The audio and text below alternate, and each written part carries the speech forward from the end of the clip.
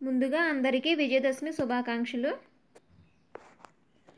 దేవీ నవరాత్రుల్లో భాగంగా 6వ రోజు యొక్క విశిష్టత, అలంకారం, నైవేద్యం గురించి తెలుసుకుందాం. 6వ రోజున శ్రీ దుర్గాదేవి అమ్మవారును అశ్వయుజ శుద్ధ షష్ఠి రోజు శ్రీ మహాలక్ష్మీదేవిగా అలంకరిస్తారు. నైవేద్యంగా నువ్వుల అన్నాన్ని సమర్పిస్తారు. కలువ పూలతో అమ్మవారిని అభిషేకిస్తారు. నైవేద్యం సమర్పించే నువ్వుల అన్నాన్ని ఏ విధంగా తయారు చేసుకోవాలో చూద్దాం. కావలసిన పదార్థాలు: 1 కప్ రైస్, 3 టేబుల్ స్పూన్స్ నెయ్యి, 1 స్పూన్ జీలకర్ర, 1 స్పూన్ ఆవాలు, 2 స్పూన్స్ శనగపప్పు, 2 స్పూన్స్ మినపప్పు, 2 రెబ్బల కరివేపాకు, జీడిపప్పు, ఇంగువ,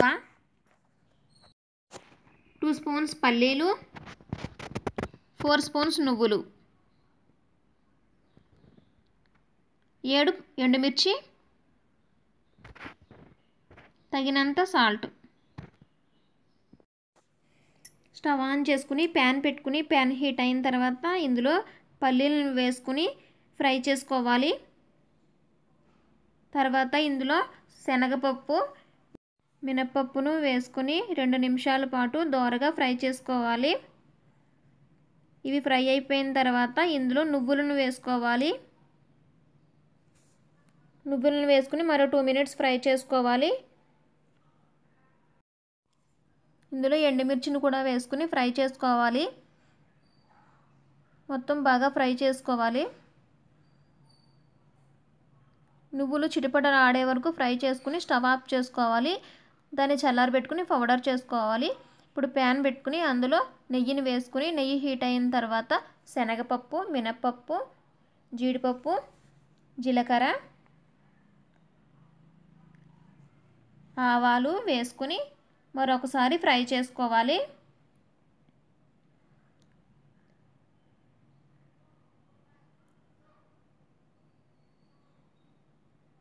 ఫ్రై చేసుకున్నాక ఇందులో కరివేపాకు, ఎండుమిర్చిని కూడా వేసుకుని ఫ్రై చేసుకోవాలి.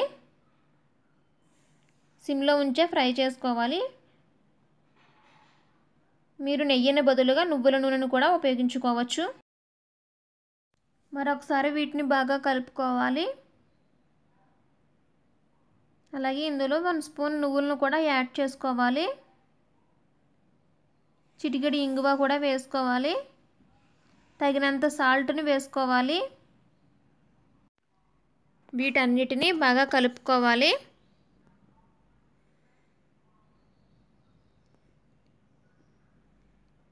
ఇప్పుడు ఇందులో ఆల్రెడీ మనం పౌడర్ చేసి పెట్టుకున్న పౌడర్ని 4 స్పూన్స్ పౌడర్ని ఇందులో వేసుకోవాలి. వేసుకుని మరొకసారి కలుపుకొని స్టవ్ ఆఫ్ చేసుకోవాలి. రైస్ని తీసుకోవాలి. ఈ రైస్లో మనం సిద్ధం చేసి పెట్టుకున్న నువ్వుల పొడిని వేసుకుని బాగా కలుపుకోవాలి. కలుపుకున్నాక మరొకసారి 1 స్పూన్ పౌడర్ వేసి మళ్ళీ కలుపుకొని ఒక బౌల్లోకి తీసుకోవాలి. అంతేనండి, చాలా ఈజీగా నువ్వుల అన్నాన్ని తయారు చేసుకుని అమ్మవారికి నివేదన చేయవచ్చు. మీరు కూడా నువ్వుల అన్నాన్ని తయారు చేసి అమ్మవారికి నివేదన చేయండి. ఇప్పుడు 7వ రోజు యొక్క విశిష్టతను గురించి తెలుసుకుందాం.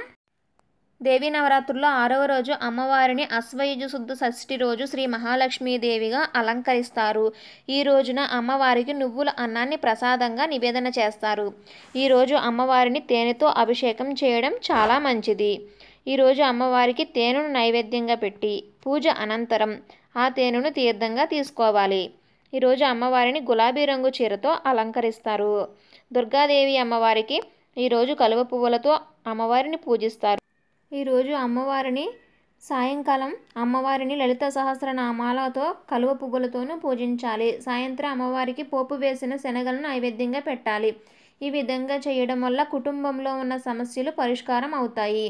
ప్రతిరోజు సాయంత్రం పసుపు కుంకాలతో అమ్మవారిని పూజించాలి.